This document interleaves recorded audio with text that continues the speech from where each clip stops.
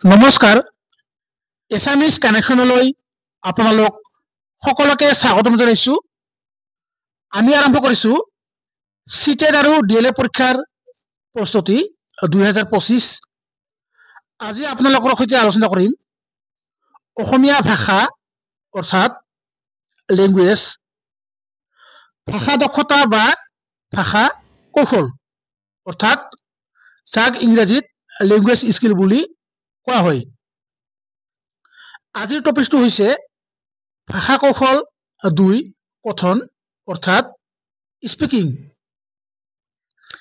ইয়াৰ আগতে ভাষা কৌশল 1 শ্ৰৱণ অৰ্থাৎ লিসেনিংৰ ওপৰত ভিডিঅ' আগবঢ়াইছো।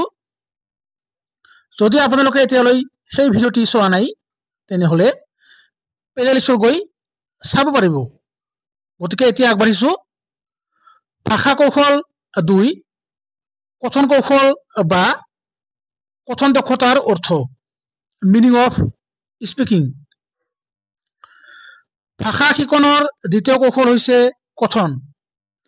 সাধাৰণ অৰ্থত কথন মানে হৈছে কাণেৰে শুনা শব্দবোৰক মুখেৰে কোৱা নাইবা উচ্চাৰণ কৰা।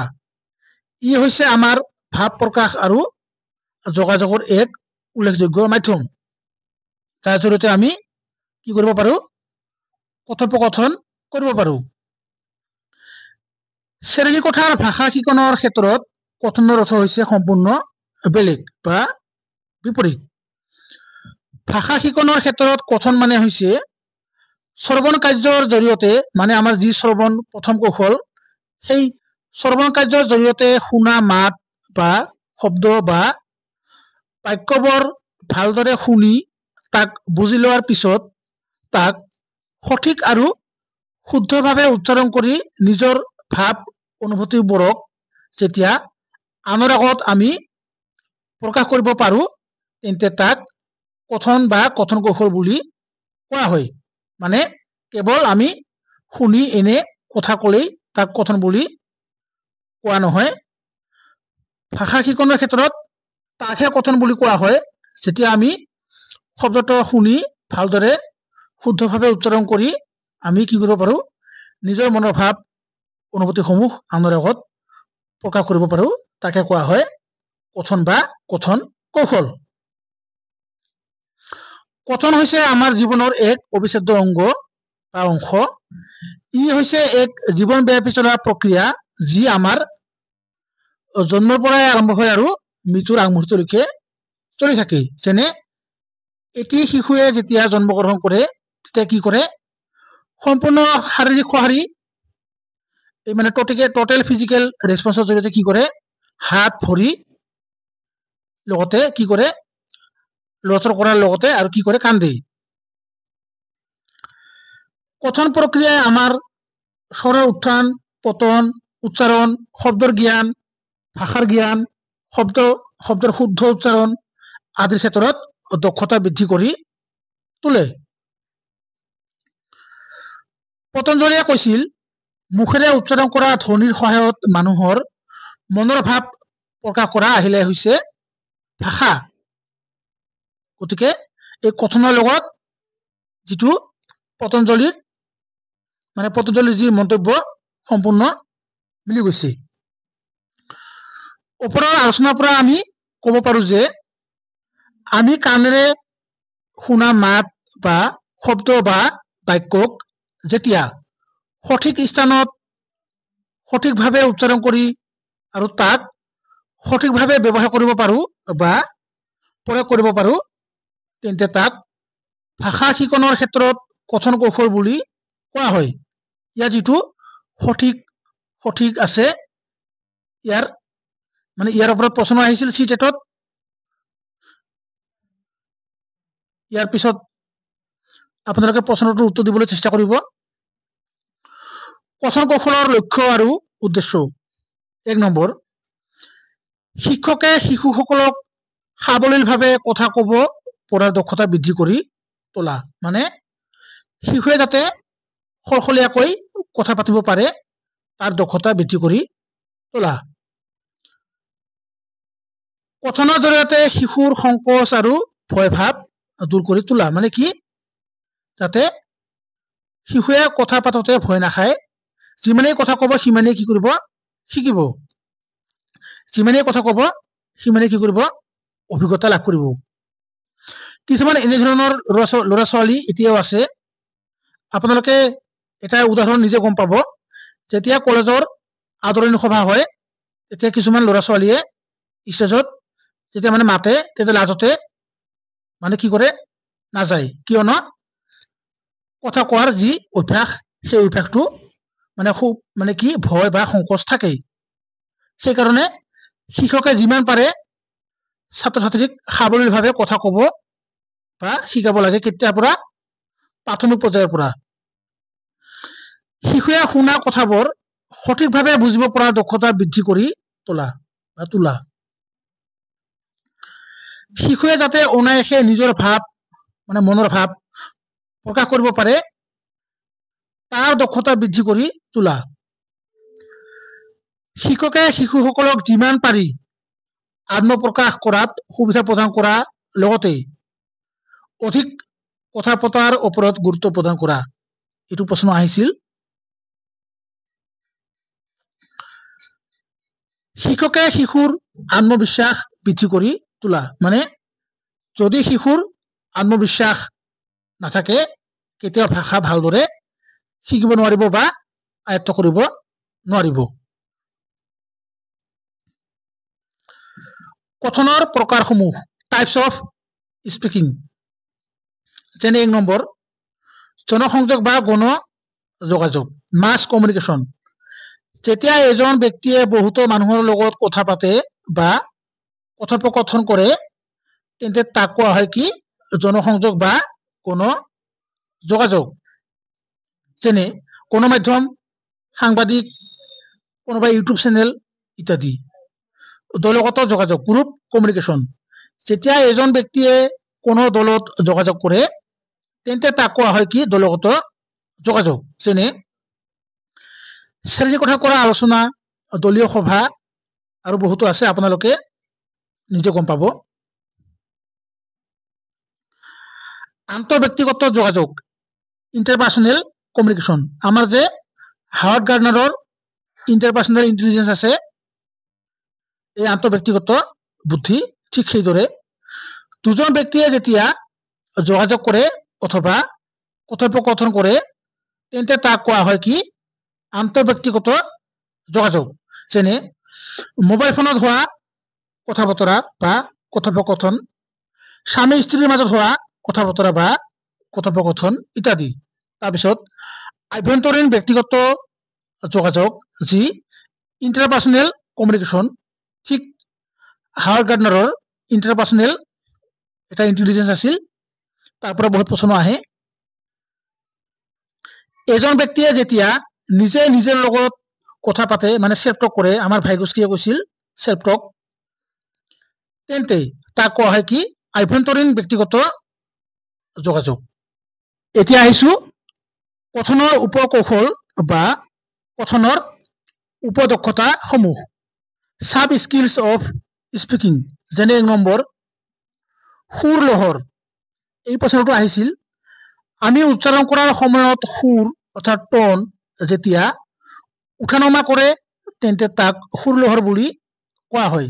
যেনে অসমৰ জাতীয় সংগীত পৰিৱেশন কৰাৰ সময়ত ই পৰিলক্ষিত হোৱা দেখা যায়।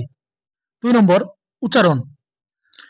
শিক্ষকে ছাত্ৰ ছাত্ৰীসকলৰ উচ্চাৰণ সৰু কালৰ পৰাই শুদ্ধ কৰাৰ ওপৰত গুৰুত্ব প্ৰদান কৰিব লাগে, মানে প্ৰাথমিক পৰ্যায়ৰ পৰাই উচ্চাৰণ শুদ্ধ কৰাৰ ওপৰত গুৰুত্ব প্ৰদান কৰিব লাগে। 3 নম্বৰ বিৰতি বা বিৰাম। কথা কওঁতে মাজে মাজে বিৰাম অৰ্থাৎ বিৰতি ল'ব লাগে, মানে একেলেঠাৰিয়ে কথা ক'ব নালাগে, নহলে যিয়ে শুনিব তেওঁৰ শুনা আৰু বুজাত দুয়োটাতে অসুবিধা হ'ব। তাৰপিছত 4 নম্বৰ শাখাঘাত। পাঠদানৰ সময়ত যিটো শব্দ অথবা বাক্য বেছি গুৰুত্বপূৰ্ণ তাৰ ওপৰত শিক্ষকজনে জোৰ দি উচ্চাৰণ কৰিব লাগে। যেনে আহোমসকলে অসমত প্ৰায় 600 বছৰ ৰাজত্ব কৰিছিল। ইয়াত যিটো 600 বছৰ অলপ জোৰ দি কোৱা হৈছে, ইয়াকে কি কোৱা হয়? সাক্ষাৎ। তাৰপিছত 5 নম্বৰ, শ্ৰৱণ ক্ষমতা। শিক্ষক বা ছাত্ৰ ছাত্ৰীয়ে এনেদৰে কথা ক'ব লাগে বা উচ্চাৰণ কৰিব লাগে যাতে সকলোৱে সেই কথা বুজিব পাৰে, মানে সহজভাৱে বুজিব পাৰে। এতিয়া আহিছো সাৱলীলতা। ভাষা শিকনৰ সময়ত শিক্ষকৰ উচ্চাৰণ সদায় সলসলীয়া হ'ব লাগে, তেতিয়াহে শিশুৱে কি কৰিব পাৰিব? উচ্চাৰণ শুদ্ধ কৰিব পাৰিব। যি শুনিব তাকে কি হ'ব? শুদ্ধ হ'ব আৰু নিজে প্ৰয়োগ কৰিব পাৰিব। তাৰপিছত অংগী ভংগী। কথনৰ সময়ত কিছুমান আকাৰ ইংগিত অথবা অংগী ভংগী ব্যৱহাৰ কৰিব লাগে, তেতিয়া কি হয়? ছাত্ৰ ছাত্ৰীৰ কথন দক্ষতাৰ বিকাশ হয়। যোগাযোগ 8 নম্বৰ, শ্ৰৱণ আৰু কথন যেতিয়া একেলগে ব্যৱহাৰ কৰা হয়, মানে এপ্লাই কৰা হয়, তেন্তে তাক কি কোৱা হয়? যোগাযোগ বুলি কোৱা হয়। মানে লিসেনিং প্লাস স্পিকিং দুয়োটা যেতিয়া কি হয়, মানে এটা কৰি ব্যৱহাৰ কৰা হয়, তাকে কোৱা হয় কি? যোগাযোগ। আপোনালোকে মনত ৰাখিব, লিসেনিং প্লাস স্পিকিং দুয়োটা থাকিব লাগিব, তেতিয়াহে কি হ'ব? কমিউনিকেশ্যন অৰ্থাৎ যোগাযোগ হ'ব। এই প্ৰশ্নটো আহিছিল, মই ইনক্লুড কৰিছো। তাৰপিছত কথন পৰিস্থিতিৰ প্ৰকাৰ, টাইপস অফ স্পিকিং সিচুৱেশ্যন। আমি যে কথা বতৰা পাতো সেই মানে মুহূৰ্তত, সিচুৱেশ্যনত, মানে ৰিয়েল লাইফ সিচুৱেশ্যন বা বাস্তৱ জীৱনৰ পৰিস্থিতি, তাৰ কিছুমান প্ৰকাৰ আছে। ইয়াৰ পৰা প্ৰশ্ন অহা দেখা যায়, বিশেষকৈ অনলাইনৰ প্ৰশ্নত বহুত আহিছিল, এতিয়াও আছে। যেনে 1 নম্বৰ, পাৰস্পৰিক কথন পৰিস্থিতি, মানে ইন্টাৰেক্টিভ স্পিকিং সিচুৱেশ্যন।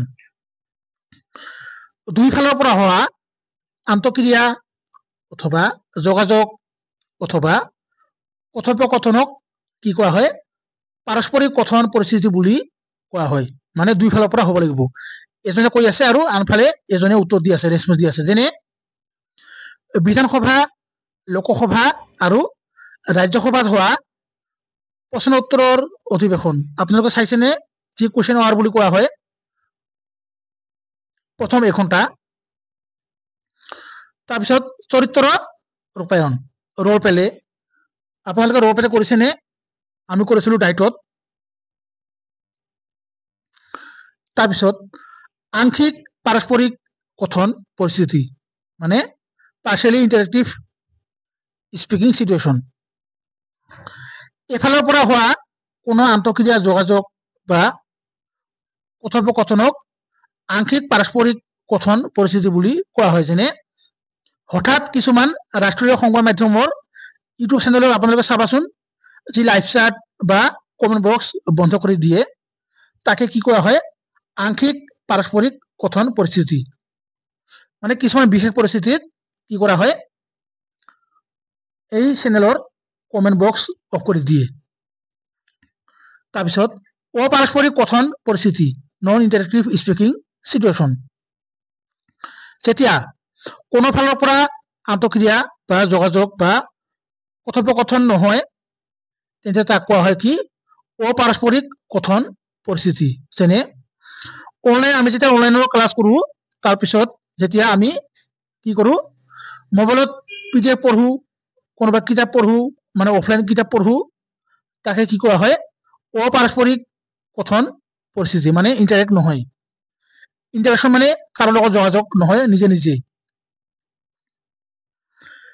ছাত্ৰ ছাত্ৰীৰ কথন দক্ষতা অথবা কথন কৌশল আমি কেনেদৰে বৃদ্ধি কৰিব পাৰো তাৰ উপায়। ইয়াৰ পৰা প্ৰশ্ন আহিছে। যেনে শিশুৰ কথন দক্ষতা বৃদ্ধিৰ বাবে শিক্ষকৰ মনোবৈজ্ঞানিক জ্ঞানৰ বা ধাৰণাৰ প্ৰয়োজন। মানে যদি ছাত্ৰ ছাত্ৰীৰ কথন দক্ষতা বৃদ্ধি কৰিব লাগিব, তেনেহলে শিক্ষকজনৰ যি সাইকোলজিকেল মানে জ্ঞান, নলেজ, মানে মনোবিজ্ঞানৰ জ্ঞান জানিবই লাগিব। মনোবিজ্ঞানৰ জ্ঞান নাথাকাকৈ কোনো এজন শিক্ষকে ছাত্ৰ ছাত্ৰীক কেৱল ভাষা নহয়, যিকোনো শিক্ষা প্ৰদান কৰিব নোৱাৰে।